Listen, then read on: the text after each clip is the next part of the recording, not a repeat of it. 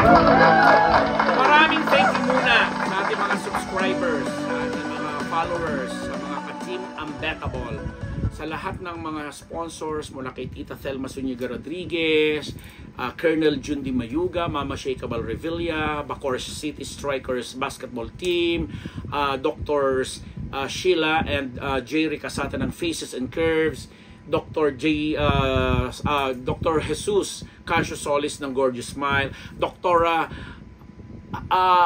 Jessica D ng Ideal Vision. Para puro doktora, no? Doktor sa mata, doktor sa ipin, doktor sa face. Ay, si Jerome, sama ko na si Dr. Jerome. Si Jerome, ng Marikina Doctors. Nakalimutan ko apelyido ni Dr. Jerome.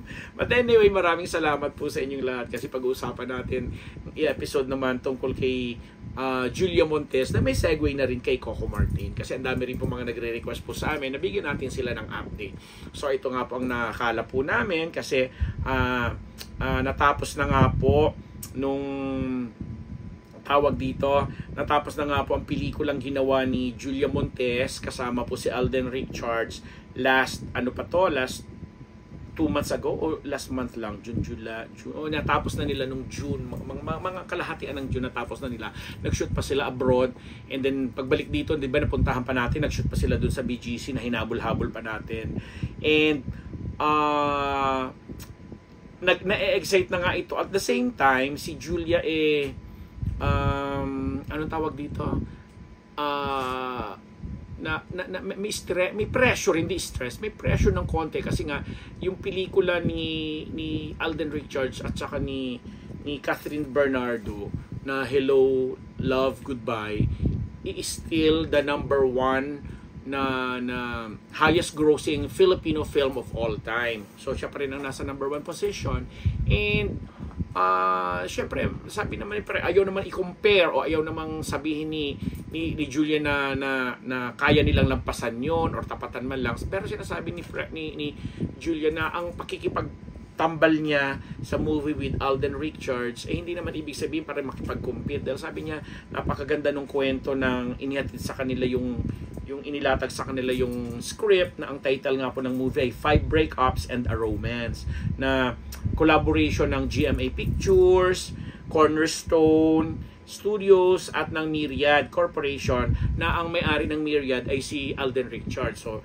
sabi nga ni Alden during that time na inalok nila ito kay Julia, nakikita nila yung karakter kay Julia Montes at alam nila na maganda rin yung magiging team up nila at hindi naman tayo binigo kasi siguro sabi nga ni Julia isa sa mga nag-trigger na para lumabas na sila out in the open ni Coco Martin last May this year 2023 at inamin na nga nila sa public na sila'y magkarelasyon, nagsasama sila and so on and so forth and isa nga daw yun sa mga nag-trigger para umamin na sila dahil sabi niya anong use ng nung hindi mo pa aminin, tago-tago pa kung maganda naman ang intensyon ng pagsasama ninyo, although sabi naman hindi naman lahat ay gusto nilang i-open sa public, gawing alam mo yon, gawing ang publiko ang naging tagahusga and everything kasi sabi nila yung time, hinintay lang nila yung perfect timing and feeling nila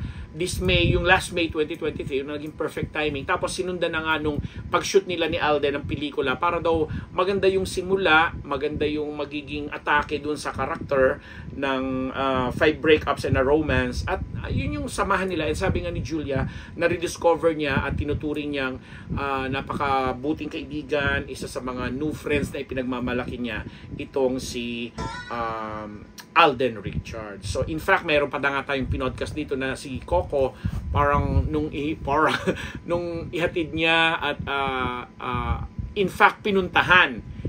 Kung hindi kami nagkakamali ha, pinuntahan pa or sinili pa, nagkaroon yata siya ng 2 days visit doon sa Thailand sa Thailand na kung saan nag-shoot din ng ilang scenes itong movie ni Alden at saka ni Julia.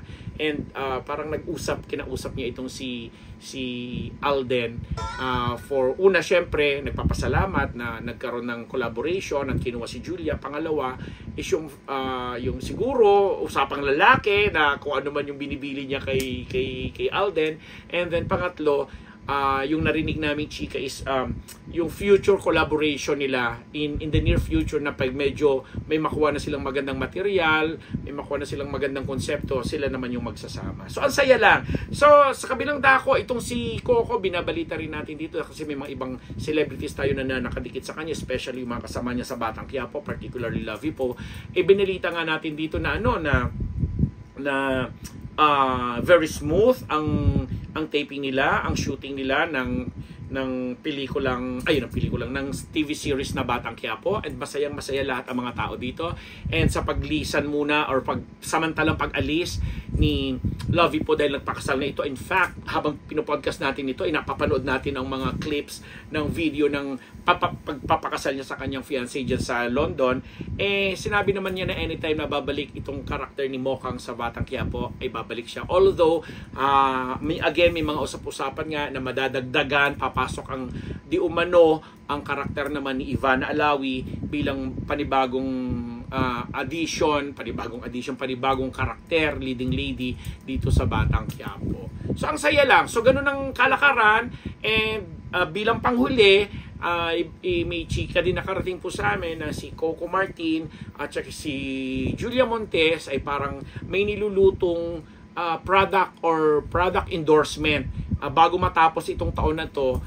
Ilalabas siya product endorsement either as a couple or as a partner, as a tandem, dahil yung produktong yun ay may kinalaman nga po sa mag-partner, diba? Abayan natin mga Cuckoo Jewels fans, mga supporters ng Unbettable Channel at mga nag-iintay ng update kina Coco Martin and Julia Montes. Again po, subaybayan po natin yan kasi nga sabi nga namin, kung abangan natin yung natapos ng pelikula ni Alden Richards sa kanyan at saka ni Julia Montes na 5 Breakups and a Romance, kung hindi man yan this year, dahil ang dami naka-line up na, hopefully sa susunod na taon, sariwang-sariwa pa yan. And of course, ang pinagmamalaki natin ang mga Cuckoo Jewels na collaboration nilang dalawa as partnership. Parang ngayon lang natin sila mapapanood sa isang sinasabing endorsement na magkasama na sila as together. As together. Ako ang inyong nag-iisang Papa Ambera Walambet Nabus. Thank you very much po.